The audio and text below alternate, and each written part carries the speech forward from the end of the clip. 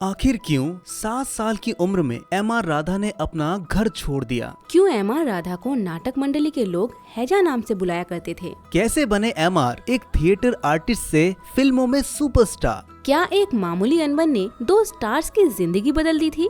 दोस्तों, 12 जनवरी 1967 की बात है। साउथ सुपरस्टार और पॉलिटिशियन एमजीआर को साउथ सिनेमा के खतरनाक विलन एम.आर. राधा ने 2 गोलियां मारी थी। किसी फिल्म में नहीं बल्कि असल जिंदगी में। वजह थी एक मामूली अनबन और गुस्सा। एम.आर. राधा को साउथ में नादिगावेल यानी किंग ऑफ एक्टिंग कहा जाता था। ये उपाधि उनकी बेहतरीन एक्टिंग के लिए दी गई थी।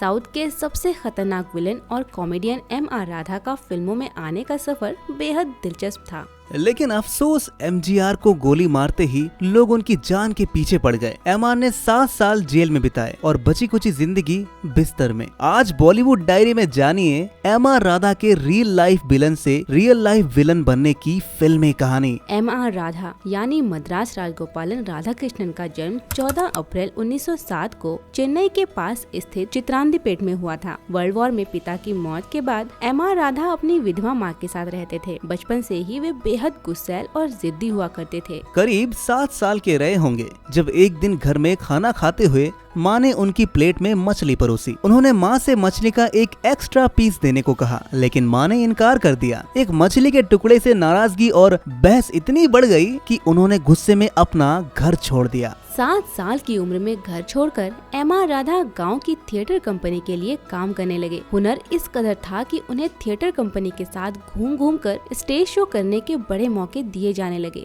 तमिलनाडु के नागपट्टिन की अय्यर नाटक मंडली से जुड़कर भी एम.आर. राधा कई प्ले का हिस्सा रहे थे। वे बचपन से ही गुस्से के तेज थे। एक दिन उनका साथ काम करने वाले टी.के. संबागी से झगड़ा हो गया। गुस्से में एम.आर. ने उनका कान काट दिया, जिससे तेज खून बहने लगा। खून बहता देख एम.आर. डर गए। उन्हें लगा कि अब उन्हें फांसी की सजा मिलेगी। डर से कांपते हुए उन्हें दस्त लगने लगे। हालत इतनी बिगड़ गई कि उन्हें घर भेजने के लिए उनके रिश्तेदारों को बुलाया गया था। जब कुछ दिनों बाद वे ठीक होकर लौटे तो उनके साथ काम करने वाले आर्टिस्ट उन्हें हैजा नाम से बुलाने लगे। वहीं चंद सालों में ही एम.आर. इतने बेहतरीन थिएटर आर्टिस्ट बनकर उभरे कि फिर उनके लिए खास तौर पर रोल्स लिखे जाते थे। जिस दौर में लोग मंच पर चप्पल जूते पहनने से डरते थे, उस समय राधा बाइक लेकर मंच पर स्टंट किया करते थे। उनकी दमदार एक्टिंग ज्यादा दिनों तक अनदेखी नहीं रही। एक प्ले की बदौलत उन्हें 1937 की फिल्म राजशेखरन इमांथा सोनागिरी में काम करने का मौका मिला। इसके बाद से ही उन्हें सांथना देवन और सत्यवानी जैसी तमिल फिल्मों में जगह मिलने लगी। 40 के दशक के अंत में एम.आर. को फिल्मों से जो भी रकम मिली उसे उन्होंने अपनी फिल्म बनाने में लगा दिया। बिना एक्सपीरियंस के फिल्म बनाते हुए उनके सारे रुपए डूब गए और उन्हें कंगाली का सामना करना पड़ा। कर्ज और कंगाली से उबरने के लिए उन्होंने खुद को दोबारा थिएटर और स्टेज प्ले को डेडिकेट कर दिया। थिएटर में वापसी करने के बाद एम.आर. को 1949 के मशहूर प्ले रथ कन्नीर में लेप्रोजी से पीड़ित व्यक्ति का रोल निभाने का मौका मिला। उनके परिवार वाले इतने अंधविश्वासी थे कि उनका मानना था कि अगर एम.आर. राधा कोढ़ी व्यक्ति का रोल निभाएंगे तो उनकी जिंदगी में अनहोनी होगी और उनका फ्यूचर खतरे में आ जाएगा। जाहिर है एम.आर. ने परिवार वालों की बात नहीं मानी और रथ कन्नीर में अहम रोल निभाया। ये प्ले न सिर्फ भारत बल्कि सिंगापुर, मलेशिया,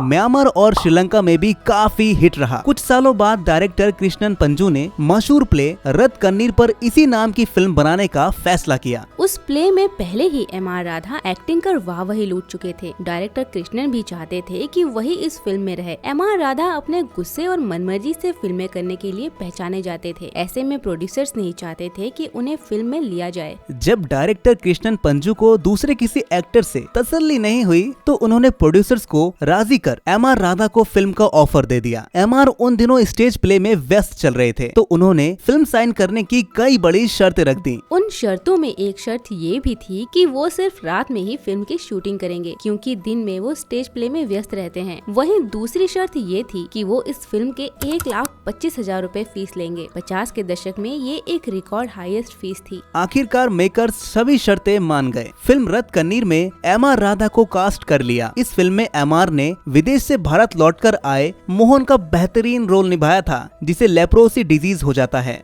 फिल्म रत कन्नीर के बाद से ही एमआर साउथ सिनेमा का अहम हिस्सा बन गए। 1960 के बाद उनकी हर साल दर्जनों फिल्में रिलीज होती थी। उनका तमिल सिनेमा में वो रुतबा था कि हर फिल्म मेकर विलेन के रोल में उन्हें ही लेता था। उनके लिए राइटर खास रोल लिखा करते थे। 60 के दशक में उनकी साउथ के हीरो जितनी फैन फॉलोइंग हुआ करती थी। अपने बेहतरीन करियर के दौरान एमआर राधा की जोड़ी शिवाजी गणेशन एमजीआर और उनकी पत्नी जानकी के साथ खूब जमती थी। इनकी ज्यादातर फिल्मों में एमआर ही विलन बनते थे। 1964 में प्रोड्यूसर्स के वासु आर्थिक तंगी का सामना कर रहे थे। इस समय एमआर ने 1 लाख रुपए देकर उनकी आर्थिक मदद की ताकि वे फिल्म प्रोड्यूस कर वापसी कर सके। उन्होंने एमआर की दी हुई रकम फिल्म पोथराला थान पिल्लया में लगाई। फिल्म के हीरो एमजीआर बने और विलन के रोल में एमआर राधा ने बिना फीस लिए काम किया। 1966 में रिलीज हुई ये फिल्म जबरदस्त हिट रही, जिसके बाद के वसु एमआर राधा और एमजीआर के साथ एक और फिल्म बनाना चाहते थे। 12 जनवरी 1967 को के वासु एमआर राधा के साथ अगली फिल्म पर चर्चा करने एमजीआर के घर पहुंचे थे। बातचीत के दौरान एमजीआर और एमआर की बहस होने लगी और राधा उठकर घर निकलने लगे। जब एमजीआर ने उन्हें बैठने को कहा तो एमआर ने अपनी लुंगी में फंसी गन निकालकर उनके चेहरे पर पॉइंट ब्लैंक रेंज से 2 बार फायरिंग की थी। प्रोड्यूसर के वासु तुरंत शॉक में चले गए। वहीं अगले ही सेकंड एमआर राधा ने अपनी कनपट्टी पर 2 गोलियां चलाई।